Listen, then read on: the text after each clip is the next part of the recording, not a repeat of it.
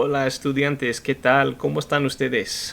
This is going to be the third video in our series based on gender and agreement.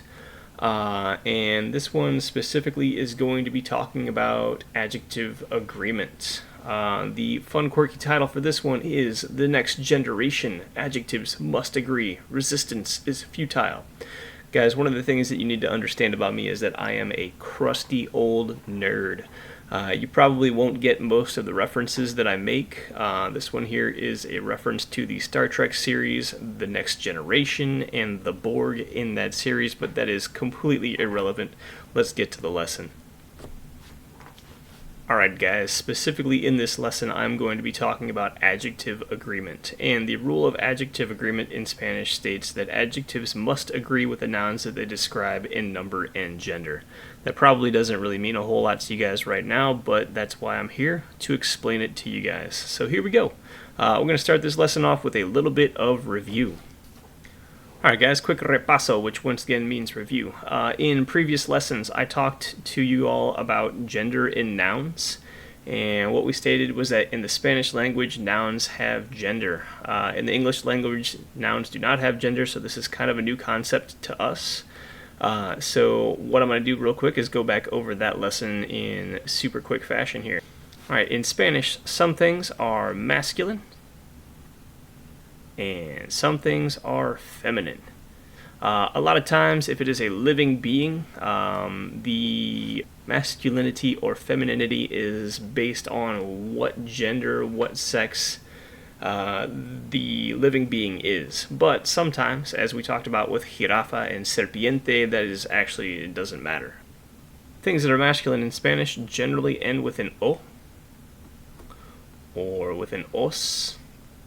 And a lot of times if you see something ends with a or as, those things are feminine. So o would be masculine singular for the most part, and then os would be masculine plural for the most part, a would be feminine singular for the most part, and as would be feminine plural for the most part.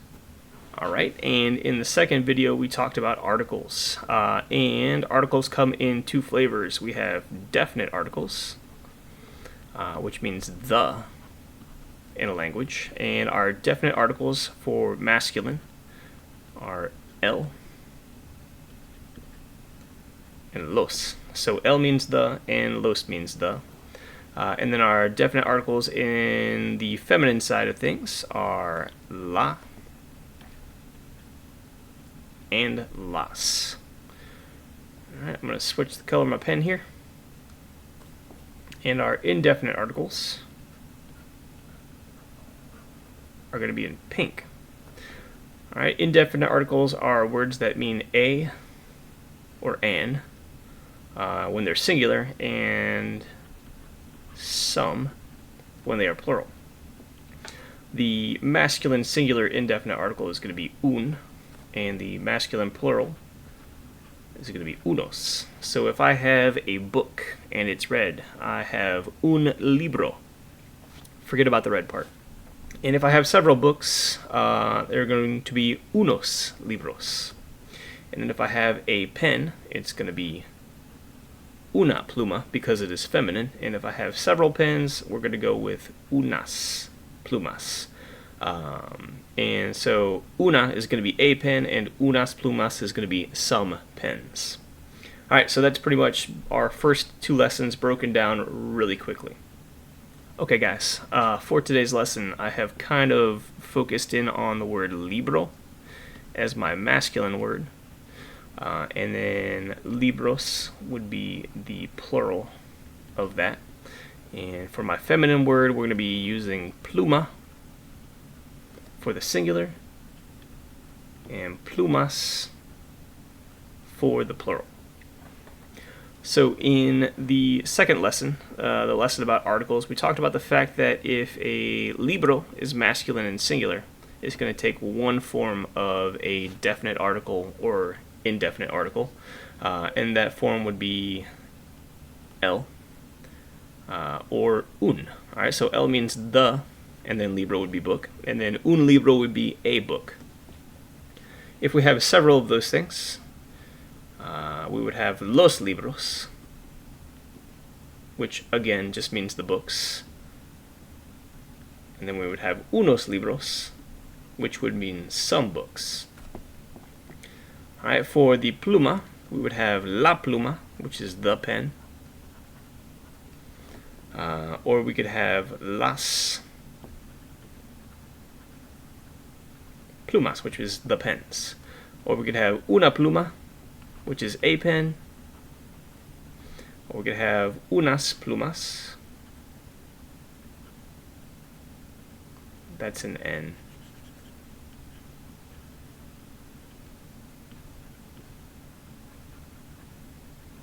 Unas plumas, which would be some pens. Alright, so up here we have el libro. Alright, and this definite article agrees with this noun. And then we have un libro, and this indefinite article agrees with that noun. Same thing goes with los libros and unos libros. Alright, our definite article and our indefinite article both agree with those nouns. Alright, we have la pluma, and we have una pluma, and this definite article agrees with the noun, and this indefinite article agrees with the noun. The noun is feminine singular, the article in front is feminine singular. This noun is, let's go with this guy. This noun right here, libros, is masculine plural. This article is masculine plural as well. Alright, so the same concept has to apply to your adjectives. And when you are a language teacher, such as I am a language teacher, many of us language teachers talk about the idea of 2-form adjectives and 4-form adjectives. Alright, so just like these articles, el, los, la, and las, they can take 4 different forms. Alright, un, unos, una, and unas. They can take 4 different forms. There are going to be adjectives that can take 4 different forms. However, there are also going to be some adjectives out there that take 2 different forms. And we're going to talk about that real quickly to get a little bit better idea of that. So here we go. 2-form adjectives and 4-form adjectives.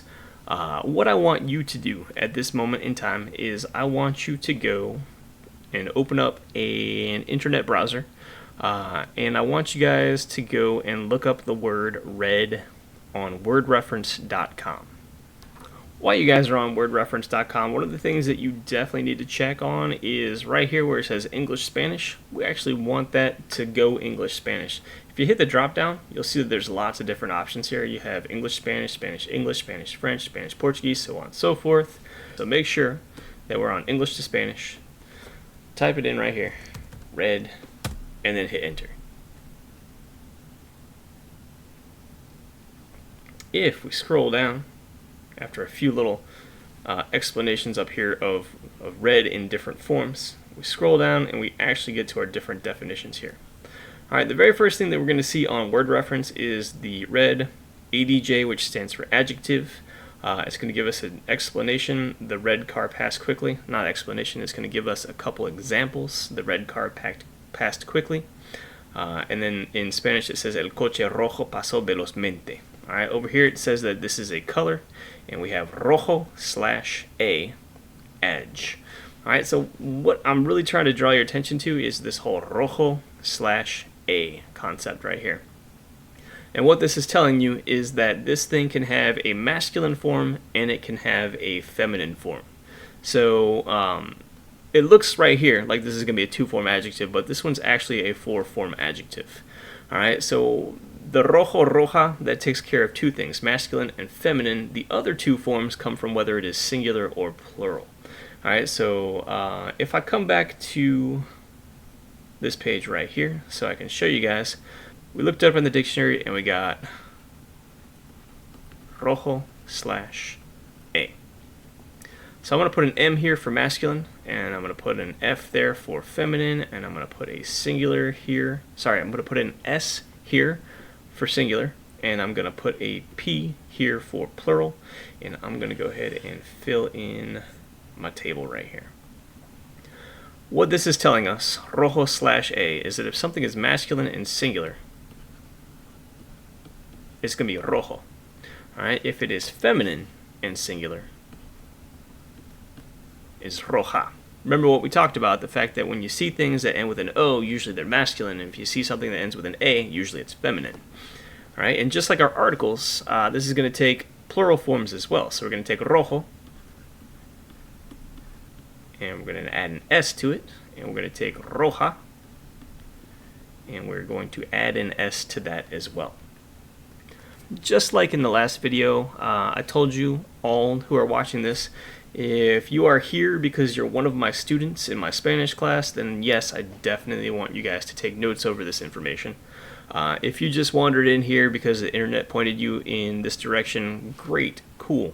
You don't have to take notes. However, if you're trying to learn Spanish, you might want to. Alright, so at this point in time, I'm going to have you guys pause the video, and I want you to look up the word blue and go check it out in word reference and see what you get for blue. It's going to be pretty similar to what you got for rojo, for red, but it's going to have one tiny little difference.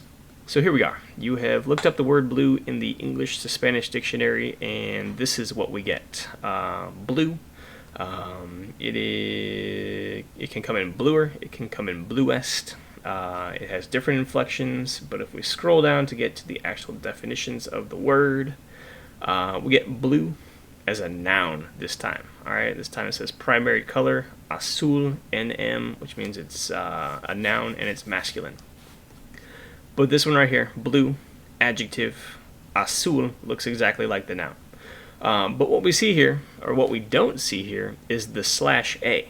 Alright, and what that is telling us is that blue has one form for masculine or feminine. It doesn't matter if it's a male thing, it doesn't matter if it's a female thing, it's still just going to be blue. And so this is going to be a two-form adjective. Here's my masculine, here's my feminine. It's azul and azul. So whether it's masculine or feminine, it doesn't matter, it's just going to be azul. But on the plural side, we're going to get azules and azules. Alright, so I've still written it out in the masculine and feminine, singular, plural, the same format that we've done everything so far, just because that's what you're used to seeing. I want to kind of keep things normal, keep things looking the same way every time we do them. But you'll see, whether it's masculine or feminine, it's just azul, and when you make it plural, it's going to be azules. Alright, so that's that. A four-form adjective can have an O at the end, or an A at the end, or an OS at the end, or an AS at the end, and a two-form adjective is just going to have the singular version, azul, and then the plural version, azules. I'm going to go ahead and throw another one up here as well. I'm going to put triste, which means sad, and once again, if it's feminine, it's still just triste. Alright, and then to make it plural, it's going to be tristes and tristes. Alright, since azul ends in a consonant, we can't just throw an S on the end of it. We've talked about this in class at this point in time. When you pluralize something that ends with a vowel, you can just add an S to it. And when you pluralize something that ends with a consonant, you have to add an ES to it. And sometimes you have an extra spelling change at the end of that thing as well. So anyway, azul had to get an ES tacked onto it because it ended in a consonant. Triste ends in a vowel, so we're just going to throw an S on it as our plural version. And that's a four-form adjective, rojo, roja, rojos, and rojas. Most adjectives in the Spanish language are four-form adjectives. And then these two adjectives down here, azul and triste, are just two forms, which means that if it's masculine or feminine singular, it's going to have one form, and if it's masculine and feminine plural, it's going to have a different form. Alright guys, while we're here, I want to take a side mission real fast and talk about using reference tools. Alright, so when we looked up red on word reference, first thing that we got was the adjective, alright, and it told us rojo/a. Alright, and once again, that rojo/a was going to tell us that this thing can be masculine or feminine, and it's going to have a different form of it depending on that. However, you'll notice that when we looked up azul, we got the noun for that first, and then we had to search a little bit further for the adjective. when you're using reference tools, you want to make sure first that you're using something that you're allowed to use. Because if you look down here at the bottom of this right here, Google Translate is off limits. All right, don't go there. Don't go to Google and type in "Red Spanish" into the search bar. Google Translate is completely off limits. And if you want to know why, ask me.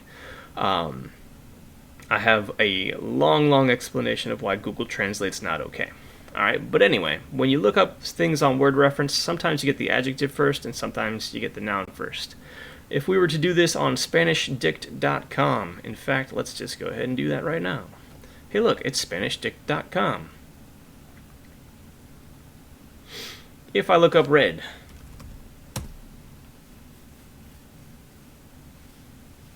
alright, we get el rojo. Alright, the fact that it's got L in front of it tells us that it's a noun. Alright, so we've gotten red, we've looked it up in SpanishDict.com, and it has told us that el rojo is the first thing we're going to look at, and that is a noun. But if you look further down, then you get the adjectives. So whenever you're using reference tools, you want to make sure that number one, you're using something that you're supposed to be using. My personal favorite is wordreference.com, this guy right here. However, SpanishDict.com is out there as well, and Cambridge Dictionary is out there as well. They have a Spanish, English, English-Spanish version. In fact, we can click over here on the drop-down and get different options. And English Spanish is over here, but it's in alphabetical order, so we need to come down here and click on that bad boy right there. Once again, let's do the same thing. Red. Alright, once again, we get red, adjective, and it tells us about a red shirt, and it just gives us rojo. Alright, so what they're not telling us here on Cambridge, and what they're not telling us over here in SpanishDict.com, is they're not giving us the version with the O/A. So if you look up an adjective, and the very first thing that they show you ends with an O, that is going to be a four-form adjective. So if an adjective in its most basic form, when you look it up in a dictionary or on some dictionary site that's not wordreference.com, when you get the version with an O on here, that's going to be a four-form adjective. If it ends with anything other than an O, it's usually just going to be a two-form adjective. However, there are some exceptions to that rule as well.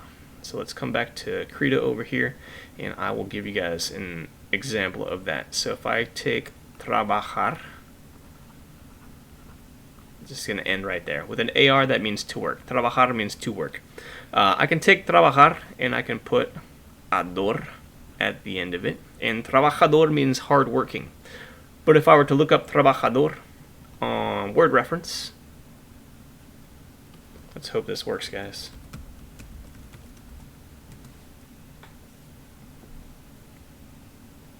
There it is. You get trabajador/A.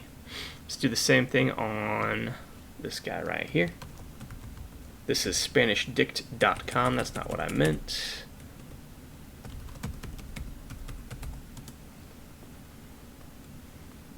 There we go. We get trabajador. So this doesn't even tell us that it could have a feminine version, but it can. All right, so we're going to have to be careful with that sometimes. Most sites will tell you that this has a masculine form and a feminine form with the A at the end. However, some of the sites aren't going to tell us that. If you have questions about things that you look up, just ask me. I can let you know. Alright, back to the task at hand. Adjectives in actions. Let's look at the way that I wrote rojo. Alright, so I have taken R-O-J and I put the at symbol at the end of it. That is my version of rojo/A. So most places when you look something up, it'll have this O/A at the end of something. I prefer to use the at symbol because it puts the A and the O in the exact same place. At least that's the way that I see it. But if you're going to do either one of these things, one of the things you need to understand is that this written in a sentence will be counted as incorrect, and this written in a sentence will also be counted as incorrect. What you need to do from this point on is assimilate this information right here, this rojo, roja, depending on the gender, and then also with maybe the S in parentheses afterwards, depending on the number. Alright, because once again, we have to make our adjectives match in number and gender. Alright, so let's take this adjective rojo and put it into some sentences. We will start with el libro rojo. What am I doing? Rojo se cae. That means the red book falls. And let's go with that same sentence. And los libros rojos se caen. And what we're seeing here is we got a libro. It's masculine and it's singular, which means that the article in front of it is also masculine singular, and means the adjective behind it is also masculine and singular. And then we have libros, which is masculine and plural, which we can see with the os. Alright, and we also see that the article in front is masculine and plural, and we see that the adjective behind it is also masculine and plural, also with the os and the os at the very end. And then even something we haven't even talked about yet, the agreement of verbs. Alright, this is also the singular, and this is also the plural, but there's more information than that, and we're not getting there just yet. Alright, let's take that rojo and put it into a couple different sentences. Alright, la pluma roja escribe. Alright, and then we can take las plumas rojas escriben. Alright, so here we have pluma. It's feminine and singular, and the la in front of it is feminine singular, and the roja behind it is feminine singular. And we have plumas, which is feminine plural. The las in front of it is feminine plural, and the rojas behind it is also feminine and plural. That's an S, by the way. And once again, there's our verb right here. It also agrees. And again, there's still more information that we're not getting to yet. That's just the way things work. Alright, and now we're going to take our adjective azul, which is a two-form adjective, and we're going to do the exact same thing with it. We're going to put it into the exact same sentences, but this is just a two-form adjective, which means we're going to have el libro azul se cae. Alright, so we got libro here. It's masculine singular. El is masculine singular. Azul can only take, one form, the singular or the plural, so there it is in its singular form. We're going to do the same thing with the plural form of this. Los libros azules se caen. Alright, libros is plural. We got masculine plural here. We have just plural here. It all matches across the board.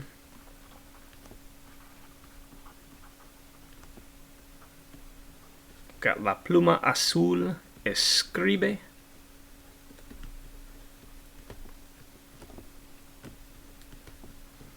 And we got las plumas azules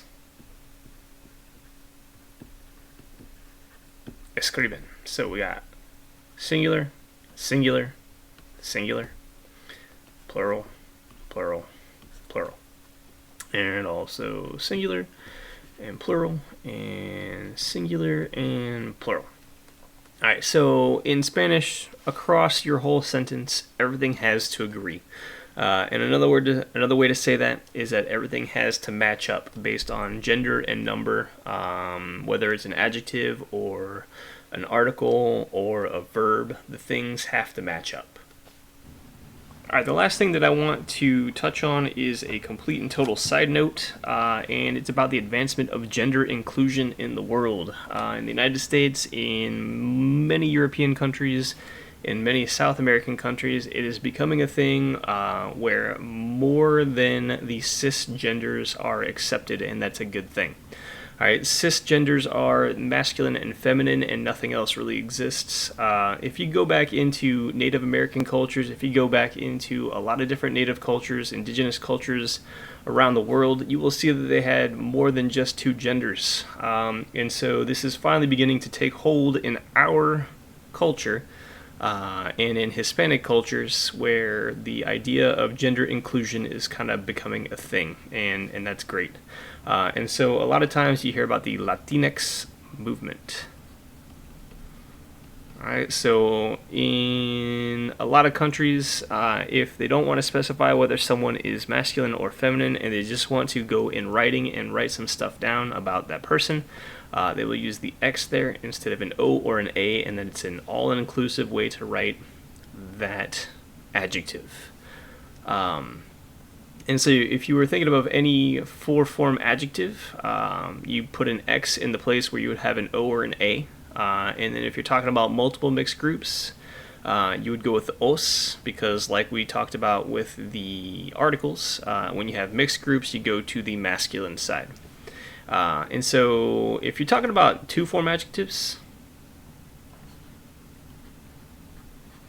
alright, those are already inclusive. Alright, we don't have to worry about making this one masculine or feminine, or questioning whether the person is masculine or feminine. We can just go with grande, and that works fine. But if we're talking about someone who is tall, alright, so we could have alto or we could have alta, but if you're talking about this Latinx movement, this would just be an X right there. Altix. I'm not entirely sure how that would be pronounced. I think it's just Altix, and that's just the inclusive way to write the adjective. Alright guys, this concludes our series of lessons on gender and agreement. Thanks for stopping in. Muchas gracias por ver mis videos.